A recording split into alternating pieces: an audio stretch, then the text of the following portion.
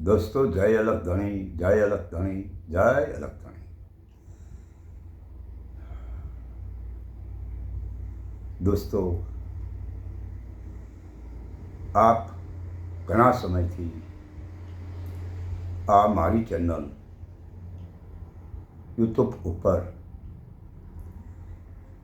જે સાગરનાથ સત્સંગ ધારા નામની ચેનલ ચાલે છે, જેમાં આપ લોકો જોઈ રહ્યા છો અને મને સાંભળી છે અને આપ કદાચ આનંદ પણ અનુભવતા હશો અને અમુક વાતમાં અમુકને જો ન સમજાતું હોય તો તેઓને દુઃખ પણ થતું હોય. એ બદલ હું દરેકની માફી ચાહું છું, કારણ કે હરેક શબ્દો હરેક વ્યક્તિ સમજી નથી શકતા. એટલા માટે તેઓ કદાચ વિરોધ પણ કરે, પરંતુ મને એનું રંજ નથી. કારણ કે જે વ્યક્તિ મારા શબ્દોને સમજી ન શકે અને પારખ દૃષ્ટિ ન હોય અને પારખી પણ ન શકે, જેથી કરી જેઓને કદાચ મારા શબ્દો માન્ય પણ ન હોય, એથી કરીને મને કોઈ દુઃખ નથી અને મને કોઈ પ્રકારનો રંજ નથી. કારણ કે આ તો માન્યતા કરવી ન કરવી એ દરેક વ્યક્તિગત છે ને. જે વ્યક્તિને મારી વાત ઉપર રસ હોય, મારી ઉપર અને મારી વાત ઉપર પ્રેમ હોય, તે લોકોને આનંદ આવતો હોય. જેઓને મારી વાત ઉપર પ્રેમ છે, આનંદ આવે છે, તે દરેકને મારા જય અલગ ધણી, જય અલગ ધણી અને જય અલગ ધણી. અને હા, જેને મારી વાત ઉપર રસ ન હોય, પ્રેમ ન હોય અને સમજમાં ન આવતી હોય મારી વાત, તેઓને પણ, કારણ કે આજ નહીં તો કાલે જે ઘટના સત્ય છે એને કોઈ બુરાઈ કરી શકે નહીં અને એને છુપાવી શકે નહીં કોઈ. કારણ કે આપણે તો જે વાત કરી છે અત્યાર સુધી એ મહાપુરુષોના મતની કરી છે, મારા પોતાની તો કરી નથી. એટલે ન સમજાવવાનું હોય અને મારી વાતનો વિરોધ કરતા હોય તેઓને એક સમયે પણ એ સહી છે એવું તો ચોક્કસ કહેવું પડશે. માટે જેને નથી સમજાવવાનું, જે મારો વિરોધ કરતા હોય એવા દરેકને પણ મારા તરફથી જય અલગ ધણી, જય અલગ ધણી, જય અલગ ધણી. હવે આજે હું તમને એ વાત કરવા જઈ રહ્યો છું, પ્રેમી જિજ્ઞાસુ અને ભાવિકજનોને, કે મારા જીવનમાં મેં સંતોના મેળાવડા, સંતવાણી આયોજન કાર્યક્રમો ઘણા બધા કર્યા છે અને દરેકને ખબર પણ છે. જેમાં મેં કોઈનો ફાળો લઈ અને એ આયોજનો નથી કર્યા. શા માટે? કે હું રાજકારણમાં હતો અને એમાં હું પેન ચલાવતો હતો અને એ મને જે આવક ક્યારેક થતી તો એ આવકમાંથી વધારો થતો એ હું આ ધર્મના કાર્યમાં, આ સામાજિક કાર્યમાંથી બહાર નીકળી અને ધર્મના કાર્યમાં વાપરતો હતો. એટલે હવે તો મેં ઘણા સમયથી આ બધું પહેલું મૂકી દીધું છે અને મારી એક તમન્ના છે, મારી એક ઈચ્છા છે કે હવે મારે છેલ્લે એક સંત મેળાવડાનું આયોજન કરવું છે. અને એમાં આપ જે શ્રોતાજનો છે, આ મારી ચેનલને જે સાંભળે છે અને મારી વાતને જે પ્રાધાન્ય આપે છે, તેઓને જો આ મારા આયોજનમાં હું જે સંત મેળાવડો કરવાની ઈચ્છા ધરાવું છું એમાં સમર્થન આપતા હોય અને એમાં મને આર્થિકતાએ પણ સહાનુભૂતિ દર્શાવતા હોય, તેઓ દરેક વ્યક્તિએ કોમેન્ટ બોક્સમાં મને લખીને જણાવજો. આ મારી આપને એક વાત છે, કારણ કે હવે તો મારી ઉંમર થઈ ગઈ છે અને મને શ્વાસનું એક દર્દ પણ છે. કારણ કે ઉંમરના પ્રમાણે શ્વાસને આવું બધું તો થતું જ હોય છે અને એ રંજ નથી મને, કારણ કે પરમાત્માએ મારા આ શરીરથી જે શક્ય ન હોય એવા ઘણા બધા કાર્ય કરાવ્યા છે અને એ બદલ હું એ પરમાત્માનો આભાર માનું છું કે હું સામાન્ય વ્યક્તિ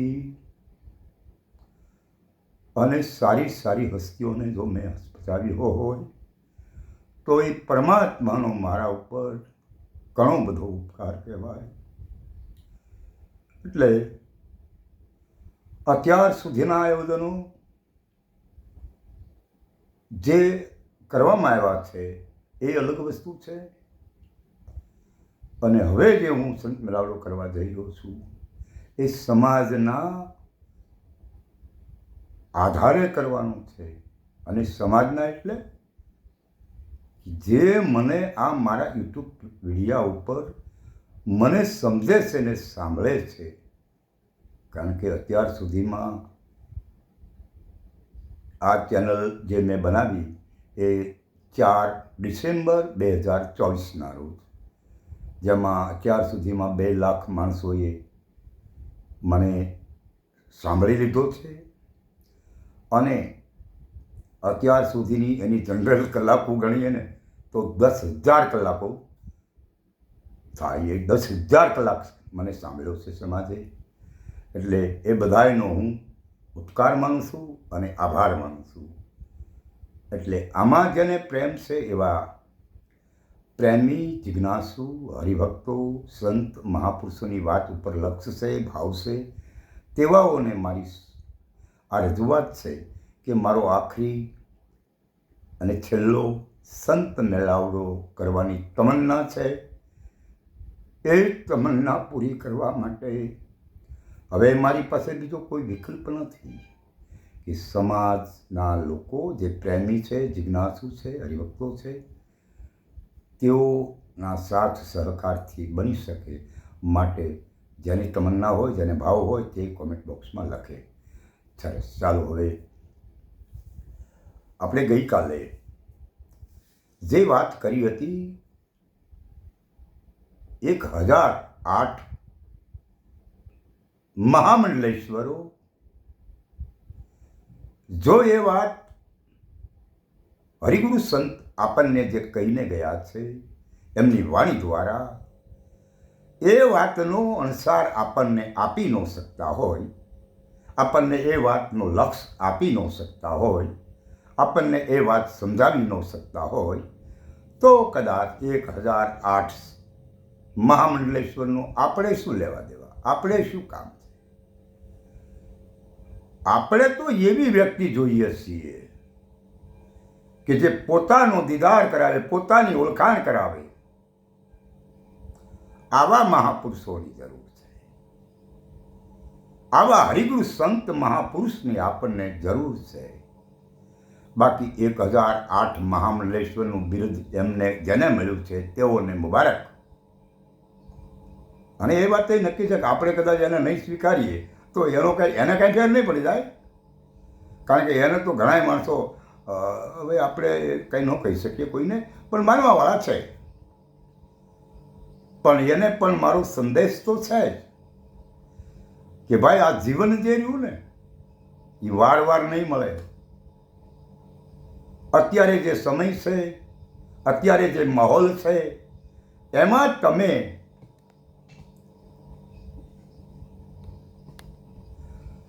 તમને ઓળખવાની કોશિશ કરો. કારણ કે આ તો બધા મહાન બનવાની કોશિશ કરવા વાળા છે ને, મહાન બની જાય અને બની ગયા. આપણે કોઈને મહાન નથી બનવું, આપણે કોઈને નમાવાની ભાવના નથી રાખવી, આપણે તો નમી જવું છે. આપણે તો એના ચરણના દાસ થઈને રહેવું છે. પણ અફસોસ એ વાતનો થાય કે જે ધુરંધર જગ્યાઓના મંતો, જે વ્યક્તિઓને આપણે પરમાત્મા માનતા હોઈ, એને આપણે સર્વસ્વ અર્પણ કરવાની સશક્તતા ધરાવતા હોઈ, જ્યારે એ લોકો આપણને એ જ મહાપુરુષોએ કહેલા શબ્દો, જેના એ મહંતો બનીને બેઠા છે ને, એ મહાપુરુષોએ વર્ણવેલી વાત આજ મારીને તમારી સોંક્ષ રજૂ ન કરી શકતા હોય તો અફસોસ મને એ વાતનો છે. તેમ છતાં સમાજ શા માટે ગેલસા કરે છે? શા માટે આ વિચાર્યા વગેરેના કદમો ઉઠાવે છે? તમારી પાસે પરમાત્માએ ઘણું બધું આપ્યું છે, એનો સારો એવો ઉપયોગ કરો કે જેથી કરી તમારો એક એક પૈસો જે જો ને પરસેવાનો છે. તમે કોઈ 2 નંબરના ધંધા કરતા હોય એવું તો મને લાગતું નથી સમાજના લોકો. એટલે આપનો એક એક પૈસો સાચી જગ્યાએ વપરાવવો જોઈએ. માટે આપ દાન કરો છો એનો મને વાંધો નથી, પરંતુ આપ એવી જગ્યાએ વાપરો કે જ્યાં તમને તમારી સશક્તતા બતાવે, તમને તમારું અસલિયત બતાવે એવા કોઈ મહાપુરુષો હોય એના ચરણમાં જવાની જરૂર છે, એનો સ્વીકાર કરવાની જરૂર છે, એને અપનાવવાની જરૂર છે.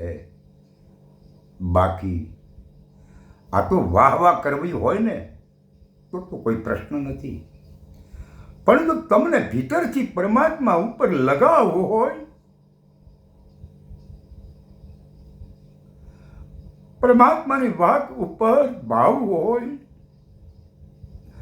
એને પામવાની જિજ્ઞાસા હોય, તો હજી આમાંથી બહાર નીકળી જાઓ અને કોઈ સાચા નિષ્ઠાવાન સંત મહાપુરુષ જેવા હોવા જોઈએ કે એક ભાણની વાત છે, મહાપુરુષ ભાણ સાહેબની વાત છે. એને બહુ સરસ વાત વર્ણવી છે કે નિરંતર દેશ નિરંતર શબ્દ કા વાસા, नूर तखत पर नाम निरंतर, अब मेरी सुरता निरंतर भई, तो सोम पुरुष है भरपूरा.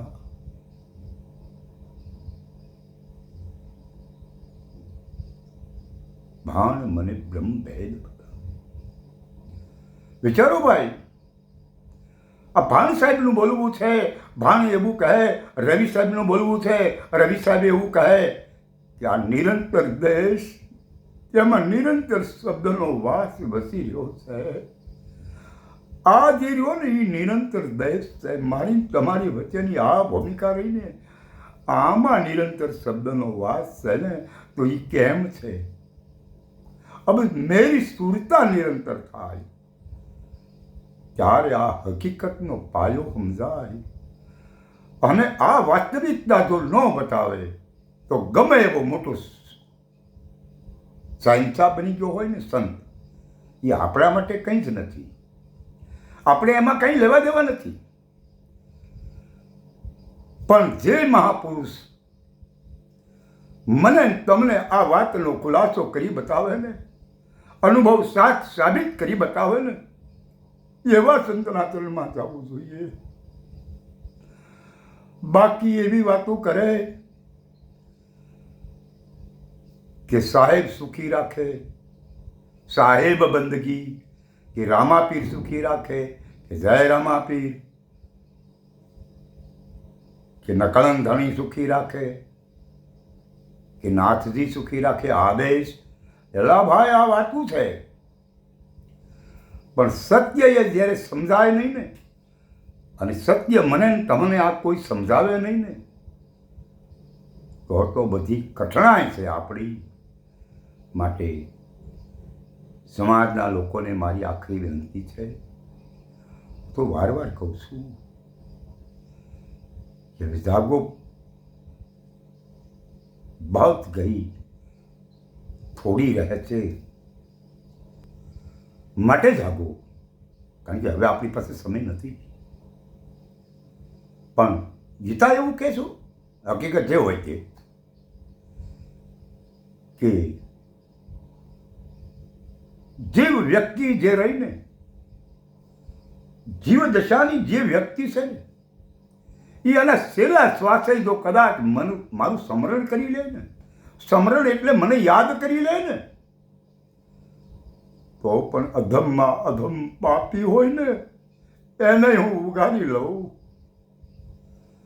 એટલે મેં ઘણા વખત આપણા સૌરાષ્ટ્રમાં એક સિંહ ગયા જયદેવ મહારાજ, જેને જયદેવ પીરનો ઇલકાબ આપવામાં આવ્યો હતો. નિરાંતના મહાપુરુષ હતા અને એને એવું લાગ્યું હશે, એટલે જ્યાં દુઃખ થયું હોય ત્યાં, એમાં હું ઉતરવા માગતો નથી, અને એમને બૌદ્ધ ધર્મનો અંગીકાર કર્યો. અને એ આ દુનિયામાં અત્યારે શરીરથી નથી, પણ એની વાત છે. જેમની સાથે પણ હું ઘણીવાર બેસી શક્યો છું, જેમના પ્રોગ્રામમાં પણ મારી ઘણી વખત હાજરી હોય છે અને હતી. અને એક નડિયાદ નિવાસી એવા સત મંગલેશ્વર મહારાજ, જેનો રાજકોટ જિલ્લા કુવાડવા ગામે મંગલધામ આશ્રમ છે, જેમના સુપુત્રી રામીબેન એ આશ્રમ ચલાવે છે, અને એમાં સહકારરૂપ પ્રેમજી ભગત કુવાડવાના છે, તેઓ એમને સહકાર આપે છે, અને એ બદલ એમને ખૂબ ખૂબ ધન્યવાદ. એટલે મારો કહેવાનો મિનિંગ કે મંગલદાસ મહારાજ એવું કહેતા હતા, ભાઈ રોંઢોથી રહ્યો છે, એક નાનું એવું થોડુંક રાંધવું બાકી લબડે છે, તો તાકાત હોય ને તો ચલો ને મારીને પકડી લે રાંધવું અને પાર થઈ જાવ લે. એટલે મારા તમારા માટે પણ એ વાત છે. હવે રોંઢોથી રહ્યો છે, અને જો કોઈ સાચો સંત મળી જાય, અને જો આપણું જીવન સાર્થક થઈ જાય ને, તો એવા મહાપુરુષના ચરણમાં જવું. બાકી તથૈનથી બહાર નીકળો, જૂઠથી બહાર નીકળો અને સત્યની રાહ પકડો. આ મારી સમાજના દરેક લોકોને વિનંતી છે. જય અલખતણી, જય અલખતણી, જય અલખતણી.